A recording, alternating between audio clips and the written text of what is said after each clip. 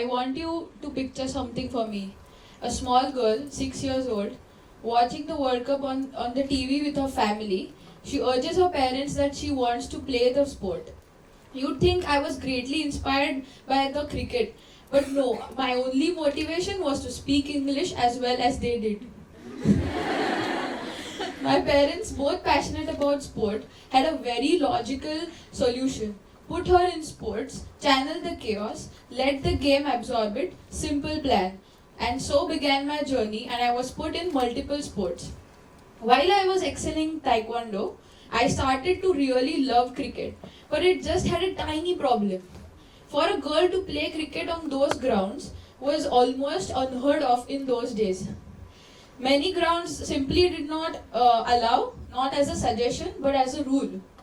Girls could watch, girls could cheer, but apparently girls couldn't play. My parents engaged in a verbal battle with the authorities. My mother and father went from ground to ground, coach to coach, asking for someone to just let their daughter play the sport she loves. Eventually, one coach said yes, with one condition. He would let me play, but as a boy. Tuck my long hair into the cap, don't let it show, walk out to the crease like you belong there, because you do. Just don't look like a girl while you do it. My parents, thank God, were managing the technicalities. I didn't even notice. And I must tell you about one particular thing that was very difficult for them.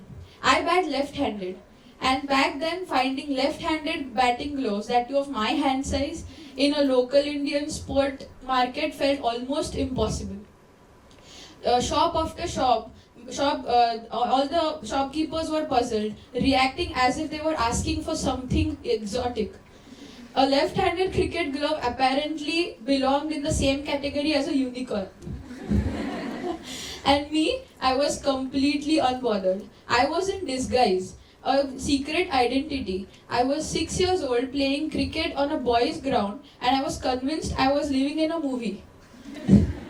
But at the same time, I faced challenges entirely different too. Something that felt small at that time but turned out to matter a great deal. The grounds kept changing, the roles kept changing every few months, new environment, new style, new rules, fresh start. And I discovered something about myself very early on, something that would take me years to fully understand. I don't do well with divided attention. I need stability to actually enjoy what I'm doing. Without that stability, cricket started to feel like switching radio stations every few minutes. There was noise, there was energy, but there was no music. And I started to get bored. Every time I felt emotional or sad, I deflected it and wrote it off saying I was bored. For most of my life, I treated it as a personal failure. Like it meant I wasn't grateful enough, committed enough, or strong enough. It took me years to realize that my boredom was never random. It was always telling me something specific, every single time. And that is when everything changed. I found a coach that actually made me aware about my reality, about how I was holding the bat, my footwork, and all the technical parts. After years of playing, he made me take a step back and start from the beginning. It was humbling but necessary, because what he was really saying was that who I could become mattered more than who I had been. He didn't just rebuild my techniques he just rebuilt my techniques, my batting stance, my footwork. He created an environment where I finally felt like I belonged somewhere. And the boredom lifted.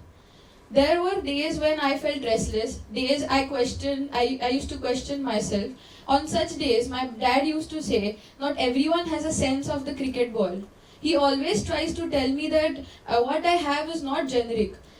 Don't walk away from something that is completely, specifically yours. So I stayed. But looking back, I realized that when I wanted to walk away, his constant support always helped me.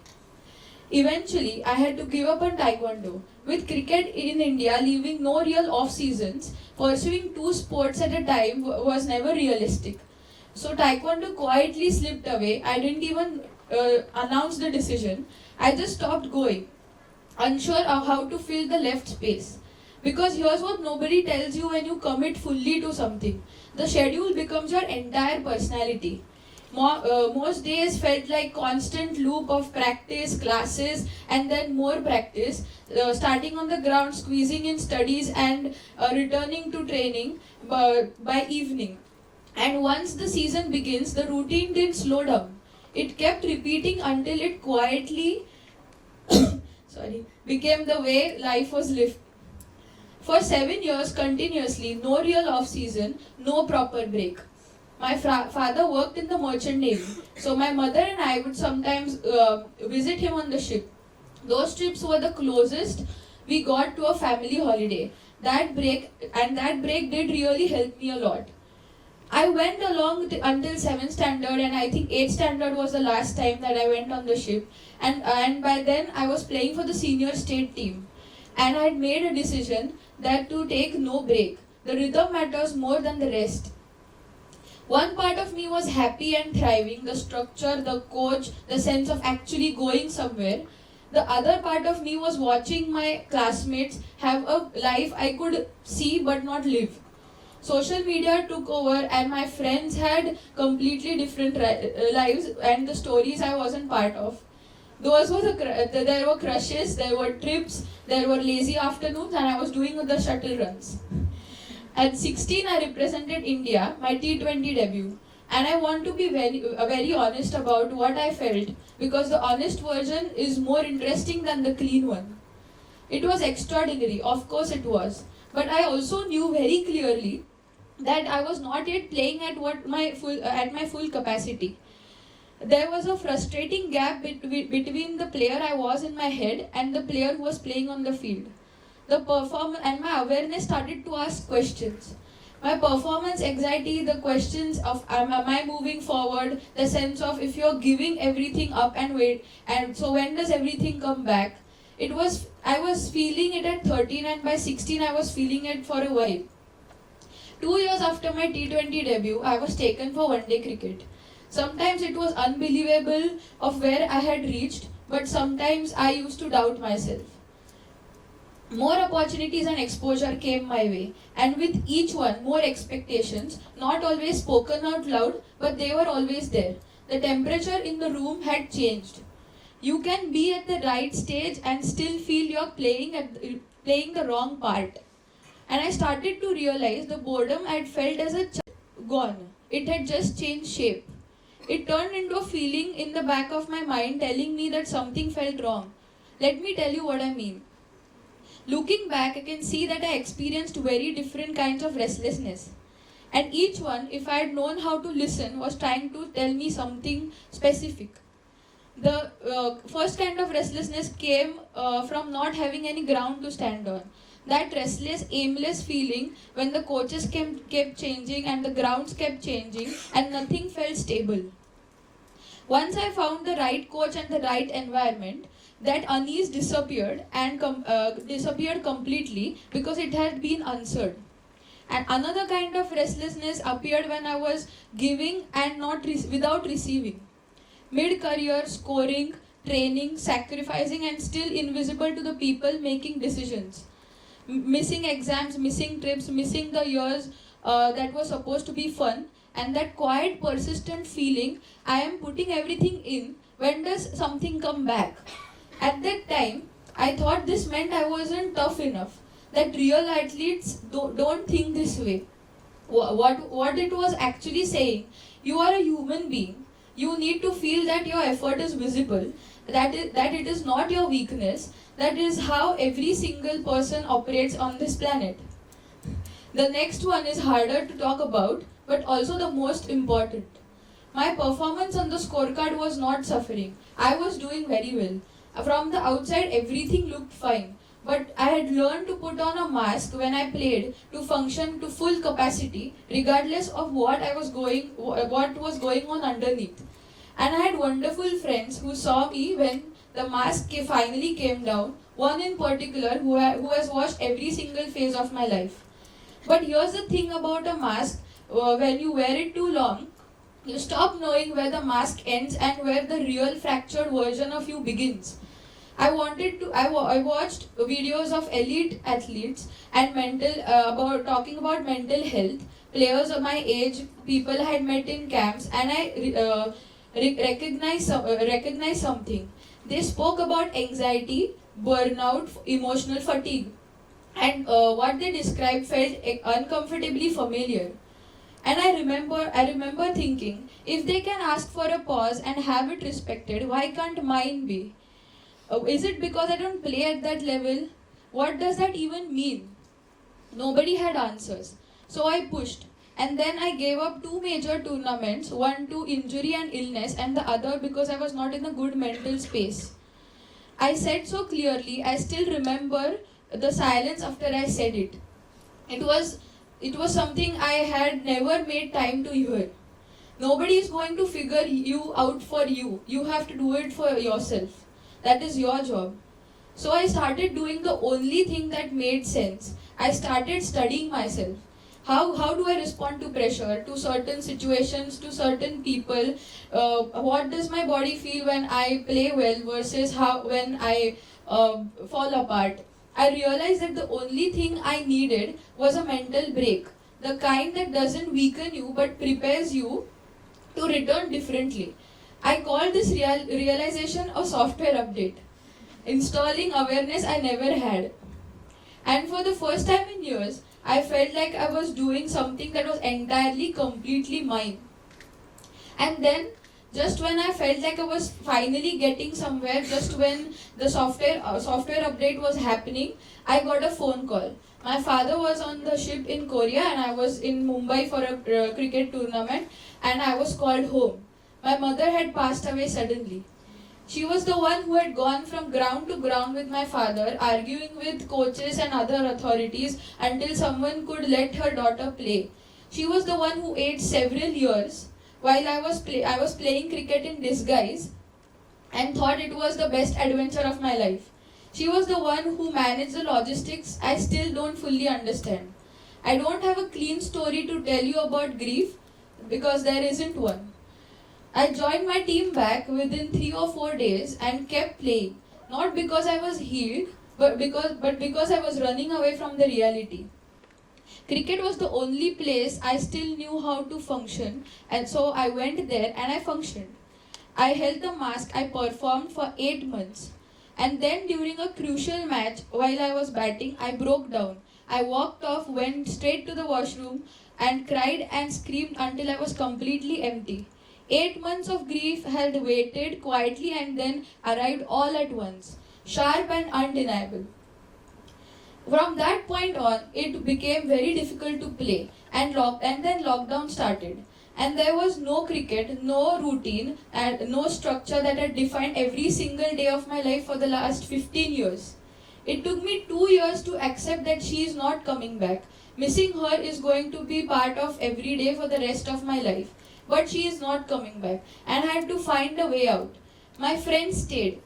One in particular, who by that point was very familiar with my panic attacks. Now that I think about it, I understand that the cracks were always there. In the instability of my early years, the sacrifices I made, the pressure I carried, the injuries I faced, and the painful loss of my mother. The software update I had been running, it only happened because I finally allowed myself to take the break I had been resisting for years. A break I didn't just want, I needed. It was the only reason I found my way back, not to who I was before. You don't go back. You come back as someone new. Something else happened during the recovery. Something I hadn't planned for at all. My husband. I know how that sounds, but I want to be specific about why it mattered. Because it wasn't about having someone. Because it wasn't about having someone around.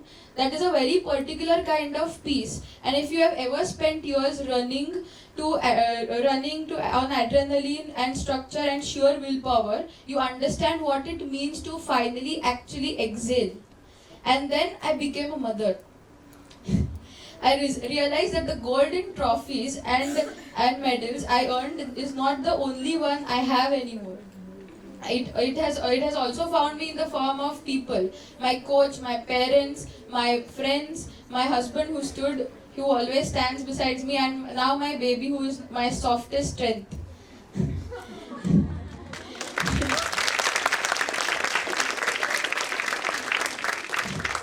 More than anything, I discovered the courage to step back, to pause, to make the space for healing, and to start again. So here is what I actually want to tell you. I spent a very long time doing exactly what I'm guessing some of you must be doing. Bored, push through. Frustrated, push through. Lost, definitely push through. Showing up, performing, holding the mask, and then moving on. And I'm not saying that's entirely wrong. Sometimes you have to push through.